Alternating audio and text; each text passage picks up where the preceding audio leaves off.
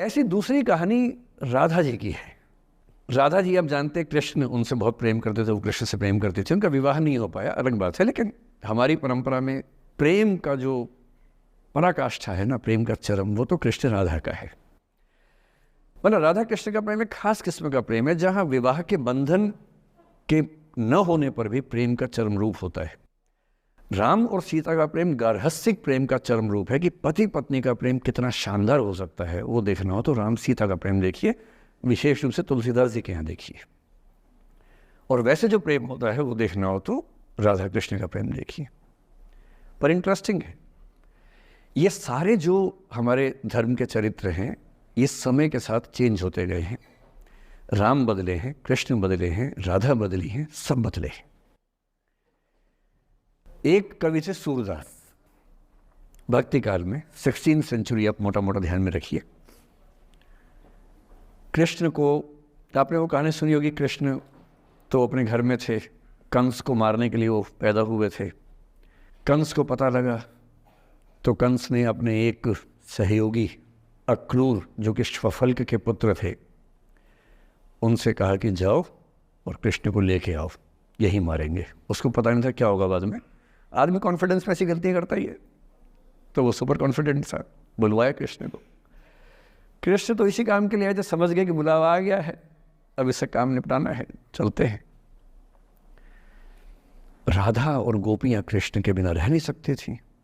Super emotional women, ऐसा मानते हैं कि वो महिलाएं, राधा तो छोटी थी, बाकी महिलाएं गोपियाँ उनसे काफ़ी बड़ी उम्र की थी, इतनी इमोशनल थी कृष्ण को लेकर कि कृष्ण के बिना वो सोच नहीं सकते थे कैसे रहेंगे। पर वो जिस काम के लिए आए थे धरती पर, वो तो करना ही था। तो अक्रूर आए, अक्रूर ने बताया कि ऐसे ऐसे आया हूँ, ले जाना है। तो कृष्ण और बलराम चले गए। इधर कृष्ण गए, उधर गोपियों का रो रो के हाल बुरा, राधा का हाल बुरा। ऐसी दीवानगी आजकल की फिल्मों में आप सोच नहीं सकते, ऐसी दीवानगी थी उस जमाने में उनके बीच में। और जब आदमी का प्रेम हाथ से निकलता तो वो बेचारा कितना कमजोर हो जाता है। राधा जी की हालत सोचिए। सूरदास कह रहे हैं, अति मलिन वृष भानु कुमारी, हरिश्रम जलु अंतर तन भीजे, ता लालच न धुआवती सारी। कि वृष भानु की कुमारी, वृष भानु मतलब राधा के पिता, वृष भानु की बेटी राधा इतनी कमजोर हो गई है, इतनी मलिन हो गई है। हरिश्रम जलु अंतर तन भीजे, कृष्ण के पसीने की कुछ बूंदें उसके ऊपर गिर गई थी, उसकी साड़ी में लगी हुई हैं।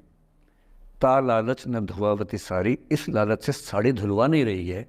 और जब से कृष्ण गए हैं कपड़े तक नहीं बदलना चाह रही है कि इस कपड़े में मेरे प्रिय की याद है।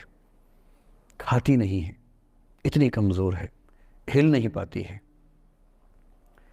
एक और कवि हुए, वो तो इतने आगे बढ़ गए, बिहारी नाम के कवि थे, उनकी नायिका तो लगता है कि घड़ी का पेंडुलम है।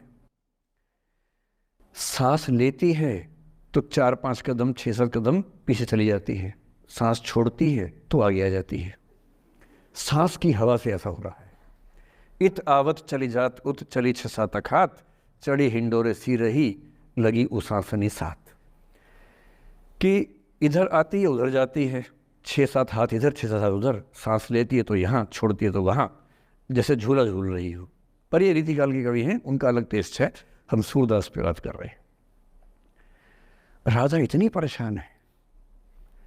अच्छा, जब आदमी परेशान होता है ना, जब उसका ब्रेकअप टाइप का होता है कि कोई गया है वापस ही नहीं आ रहा, कृष्ण ने कहा था कि बस जा रहा हूँ, काम निपटा के आता हूँ।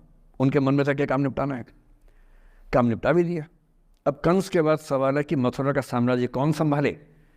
उसको एक स्ट्रक्चर बनाने के लिए कृष्ण को लगा कि मुझे यहाँ रह के सिस्टम को ठीक करना चाहिए, उसके बाद लौटना चाहिए। तो वो रुक गए वहाँ पर, राज्य का काम भी तो करना ही था। पर प्रेमी व्यक्ति को सब समझ नहीं आया, तो उसको लगता कि नहीं मेरे पास आओ, बाकी सब बेकार की बातें हैं, मेरे पास आओ। कृष्ण आ नहीं रहे। यमुना के इधर कृष्ण है, यमुना के इधर गोपियाँ हैं, पर आत्मसम्मान भी तो है। एक आलोचक ने कहा कि नाव में बैठ के चली जाती। आत्मसम्मान होता है प्रेम में कि मैं क्यों जाऊं, बिना बताए क्यों चले गए, बता के जाते। तो राधा वेट करिए। राधा के मन में क्या आ रहा है, उनको लग रहा है कि ऐसा तो नहीं कि मैंने ही कुछ गलती कर दी हो। जब कोई व्यक्ति दूर चला जाता है ना, बाकी लोग सोचते हैं कि कहीं मुझसे तो गलती नहीं हो गई। और राधा अपनी एक सहेली से बोल रही, गोपी से, मेरे मन इतनी सूल रही, एक दिवस मेरे गृह आए मैं ही मस्ती दही, देखी तिन्हें हों मान कियो सो हरि गुसा गही। पगला सी गई है, बोरा सी गई है। सहेली से क्या बोल रही है, हे सहेली, मुझे पता है क्या लग रहा है, मुझे लगता है कि मुझसे ही गलती हुई है। उसने पूछा क्या गलती हुई है? कह रही है कि एक दिन क्या हुआ, कृष्ण भगवान मेरे पास आए थे, मैं उस समय दही मथ रही थी। वो ग्वाला जीवन है ना वहाँ पर, तो वो गोपालन जीवन का काव्य है पूरा। अब वो मुझसे बात करने आए और मैंने उनसे ठीक से बात नहीं की, मैंने मान किया। मान करना मतलब जिसको आपकी भाषा बोलते हैं भाव खाना। मैंने उनसे ठीक से बात नहीं की, मुझे लगता वो नाराज़ हो गए, इसी नाराज़गी से लौट नहीं रहे हैं। मेरे मन इतनी सूल रही, मेरे मन में कांटा चुभ रहा है। एक दिवस मेरे घर आए, अब समझ में आएगा, एक दिवस मेरे घर आए मैं ही मथती दही, देखी तिन्हें, हाँ हाँ मतलब मैं, मान की योग, मैंने अहंकार दिखाया, सो हरि गुस्सा गही, गुस्सा आ गया उनको इस बात से। सूरदास की राधा मुक्त नहीं हो पा रही, लेट गो नहीं कर पा रही, वो जी नहीं सकती कृष्ण के बिना।